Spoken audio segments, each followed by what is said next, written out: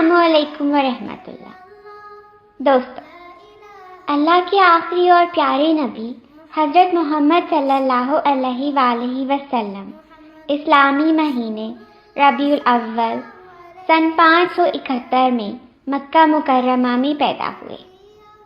اللہ کے پیارے نبی صلی اللہ علیہ وآلہ وسلم کی والدہ حضرت آمنہ نے خواب دیکھا کہ وہ بچے کا نام محمد صلی اللہ علیہ وسلم رکھیں۔ ان کے دادا حضرت عبد المطلب نے بھی خواب میں یہی نام دیکھا تھا۔ محمد کے معنی ہیں جس کی تعریف کی جائے۔ یہ پیارا نام اللہ تعالیٰ نے اپنے پیارے نبی صلی اللہ علیہ وسلم کے لیے پسند فرمایا۔ جب اللہ کے پیارے نبی پیدا ہوئے تو تمام کائنات نے اللہ کا شکر ادا کیا، کیونکہ ہمارے پیارے نبی صلی اللہ علیہ وآلہ وسلم کو اللہ تعالیٰ نے تمام عالم کے لیے رحمت بنا کر بھیجا۔ ہمارے نبی صلی اللہ علیہ وآلہ وسلم بہت ہی پیارے تھے، جو دیکھتا وہ بس دیکھتا ہی رہ جاتا۔ اس زمانے میں عرب میں ایک دستور تھا کہ شہر میں رہنے والے لوگ اپنے بچوں کو شروع کے چند سال گاؤں دیہات میں بھیج دیا کرتے تھے۔ صحرا کی صاف ستھری آب و ہوا میں بچے خوب صحت مند ہو جاتے اور عربی زبان بھی بہت اچھی طرح سیکھ جاتے۔ صحرائی قبائل کی عربی شہر کی عربی زبان سے زیادہ بہتر تھی۔ صحرائی قبیلے کی عورتیں شہر آتی اور بچے لے کر چلی جاتی۔ بچے کے گھر والے ان عورتوں کو پیسے اور تحفے دیتے۔ جب بچہ 3-4 سال کا ہو جاتا تو قبائلی عورتیں بچے کو واپس لے آتی۔ حضرت آمنہ نے بھی فیصلہ کیا کہ وہ پیارے نبی صلی اللہ علیہ وآلہ وسلم کو صحرائی قبیلے کی عورت کو دیں گی تاکہ وہ صاف ستھری آب و ہوا میں پلے بڑھیں اور عربی زبان بھی اچھی طرح سیکھ جائیں۔ انہی دنوں قبیلہ بنو سعد کی عورتیں مکہ مکرمہ بچے لینے آئیں۔ جب عورتوں کو معلوم ہوتا کہ اس پیارے بچے کے والد نہیں ہیں تو وہ انکار کرتی تھیں۔ وہ سوچتی بچہ تو یتیم ہے، ہمیں بہت سارے پیسے اور تحفے نہیں ملیں گے۔ قبیلہ بنی سعد کی ہی ایک خاتون حلیمہ تھیں۔ ان کے گھر بہت غربت تھی۔ اس سال بارش بھی بہت کم ہوئی تھی، بھیڑ بکریوں کے لیے چارہ بھی نہیں تھا۔ حلیمہ سعدیہ کا بچہ ساری رات بھوک سے روتا رہتا۔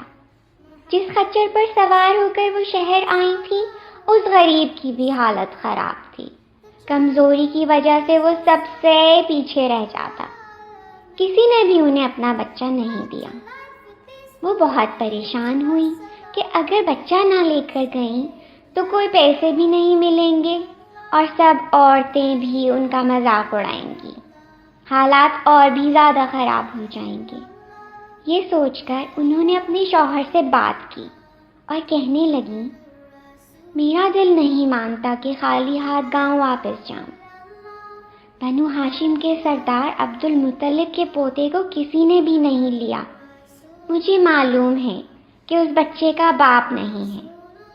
بہت زیادہ پیسے تو نہیں ملیں گے، لیکن خالی ہاتھ جانے سے تو یہ بہتر ہے۔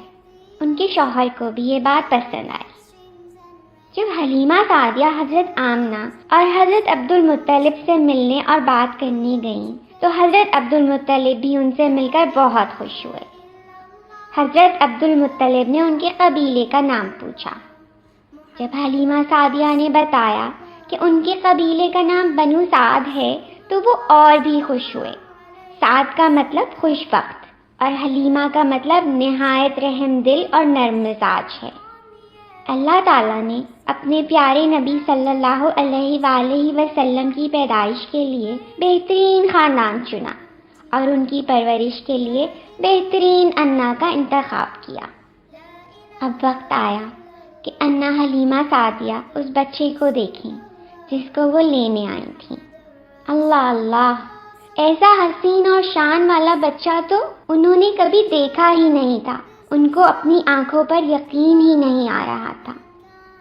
بچے نے آنکھیں کھولی اور ان کو دیکھ کر لبوں پر خوبصورت مسکراہٹ آ گئی۔ ایسا لگا جیسے زمین اور آسمان روشن ہو گئے۔ انا حلیمہ نے ان کو گود میں اٹھایا اور جیسے تمام کائنات کے خزانے ان کے ہاتھ میں آ گئے۔ وہ خوشی خوشی اپنے شوہر کے پاس واپس آئیں اور قافلہ گاؤں جانے کے لیے تیار ہو گیا۔ وہ بچے کو لے کر خچر پر سوار خوشی کے گیت گاتی جا رہی تھیں۔ ان کا خچر سب سے آگے بھاگ رہا تھا۔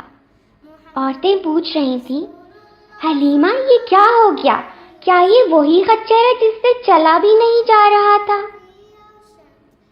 شام ڈھلے ان کی کمزور اور لاغر بکریاں گھر واپس آتی تو دودھ سے بھری ہوتی۔ چند ہی دن میں ان کے گھر کے حالات بدل گئے۔ وہ گھرانہ جو فاقوں پر تھا، ان کے گھر میں پیارے نبی صلی اللہ علیہ وآلہ وسلم کے آنے کے بعد رزق کی خوب فراوانی ہو گئی۔ بکریاں اتنا دودھ دیتی کہ ختم ہی نہیں ہوتا تھا۔ انا حلیمہ کو معلوم ہو گیا کہ وہ کتنی خوش نصیب ہیں اور ان کا گھرانہ کتنا خوش قسمت ہے۔ انا حلیمہ اور ان کا خاندان پیارے نبی صلی اللہ علیہ وآلہ وسلم سے بہت پیار کرتے تھے۔ انا ان کا بہت خیال رکھتی اور اپنے بچوں سے زیادہ ان کو پیار کرتی۔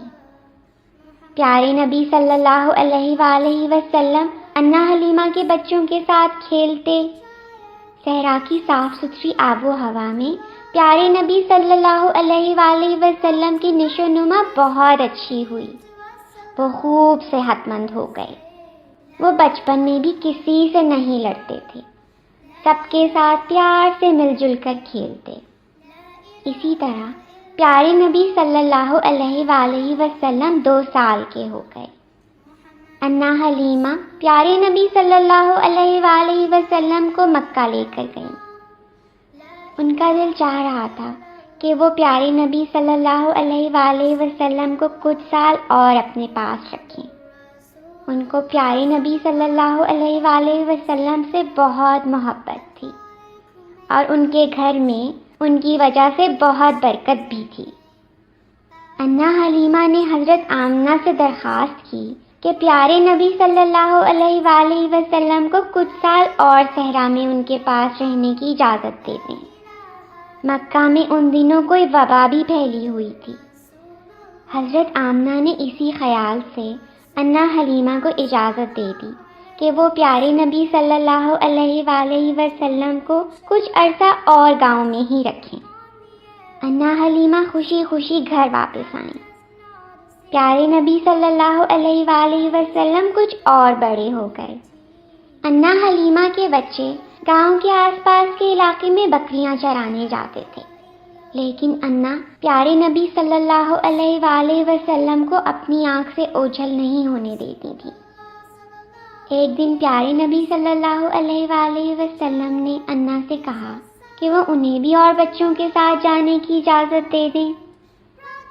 انا حلیمہ کا دل نہیں مانتا تھا کہ وہ پیارے نبی صلی اللہ علیہ وآلہ وسلم کو کہیں بھی بھیجیں، لیکن ان کے اصرار پر وہ انکار نہ کر سکیں۔ اس طرح پیارے نبی صلی اللہ علیہ وآلہ وسلم بھی اور بچوں کے ساتھ گاؤں سے باہر چلے جاتے۔ انہیں صحرا کی خاموشی اور کھلا آسمان بہت اچھا لگتا تھا۔ ایک دن وہ بچوں کے ساتھ کھیل رہے تھے کہ حضرت جبرائیل علیہ السلام تشریف لائے۔ انہوں نے پیارے نبی صلی اللہ علیہ وآلہ وسلم کا سینہ اپنی انگلی سے کھولا اور ان کے دل کو نکال کر ایک برتن میں آب زمزم سے دھویا۔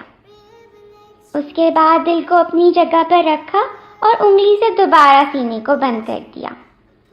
بچوں نے جب یہ منظر دیکھا تو وہ خوف زدہ ہو کر انا کے پاس بھاگتے ہوئے گئے اور سارا ماجرا سنایا۔ انا حلیمہ پیارے نبی صلی اللہ علیہ وآلہ وسلم کے لیے فکر مند ہو گئیں۔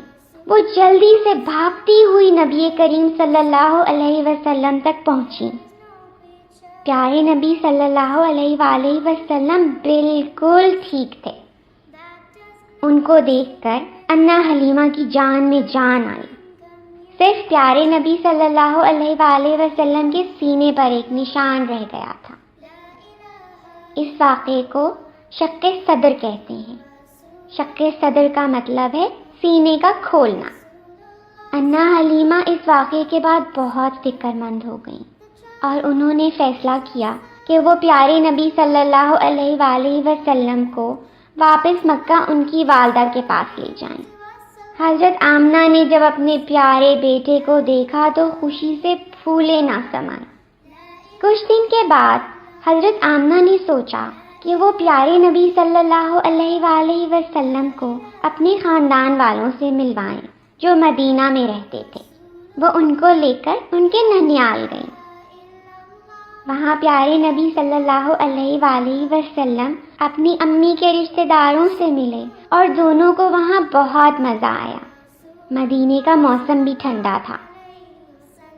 1 مہینے کے بعد حضرت آمنہ نے واپس مکہ کا ارادہ کیا۔ قافلے کے ساتھ وہ پیارے نبی صلی اللہ علیہ وآلہ وسلم اور اپنی ملازمہ ام ایمن رضی اللہ عنہا کو لے کر واپس مکہ کے لیے روانہ ہو گئیں۔ سفر کافی لمبا تھا۔ راستے میں ان کی طبیعت خراب ہو گئی۔ ان سے اٹھا بھی نہیں جا رہا تھا اور سانس لینے میں بہت تکلیف ہو رہی تھی۔ پیارے نبی صلی اللہ علیہ وآلہ وسلم ابھی صرف 6 برس کے تھے۔ انہیں سمجھ نہیں آ رہا تھا کہ ان کی امی کو کیا ہو گیا ہے۔ وہ اپنی امی کو پیار کر رہے تھے اور انہیں جگانے کی کوشش کر رہے تھے۔ حضرت آمنہ بہت بیمار تھی۔ وہ آنکھیں کھولنے کی کوشش کرتی لیکن ان سے آنکھیں کھل ہی نہیں رہی تھیں۔ پیارے نبی صلی اللہ علیہ وآلہ وسلم ان کے سینے سے لگے ان کو آوازیں دے رہے تھے، لیکن وہ اللہ کے پاس چلی گئی اور ان کا انتقال ہو گیا۔ پیارے نبی صلی اللہ علیہ وآلہ وسلم ان کو جگانے کی کوشش کرتے رہے اور روتے رہے، لیکن ان کی آنکھیں ہمیشہ کے لیے بند ہو گئیں۔ ان کی امی ان کو پیار بھی نہیں کر رہی تھی اور چپ بھی نہیں کروا رہی تھیں۔ ام ایمن رضی اللہ عنہا بھی سخت پریشانی اور صدمے میں تھی۔ انہوں نے پیارے نبی صلی اللہ علیہ وآلہ وسلم کو اٹھایا اور اپنی گود میں لے لیا۔ وہ دونوں روتے رہے۔ حضرت آمنہ کو وہیں پر دفن کر دیا گیا اور قافلہ مکہ روانہ ہو گیا۔ پیارے نبی صلی اللہ علیہ وآلہ وسلم آنسو بھری آنکھوں سے اس جگہ کو دیکھتے رہے جہاں پہ ان کی امی دفن تھی، حتیٰ کہ وہ منظر آنکھوں سے اوجھل ہو گیا۔ پیارے نبی صلی اللہ علیہ وآلہ وسلم نے اپنی امی کے ساتھ اتنا تھوڑا سا وقت گزارا تھا، لیکن وہ اتنا خوبصورت تھا کہ اس کی یاد ہمیشہ ان کے ساتھ رہی۔ پیارے نبی صلی اللہ علیہ وآلہ وسلم کے ابو کا تو ان کی پیدائش سے پہلے ہی انتقال ہو گیا تھا، اور جبکہ وہ صرف 6 برس کے تھے ان کی امی کا بھی انتقال ہو گیا۔ اب ان کی دیکھ بھال کون کرے گا؟ اللہ تعالیٰ نے کس کو ان کی نگہداشت کے لیے منتخب کیا، یہ جاننے کے لیے آپ کو اگلی قسط کا انتظار کرنا ہوگا۔ السلام علیکم ورحمۃ اللہ۔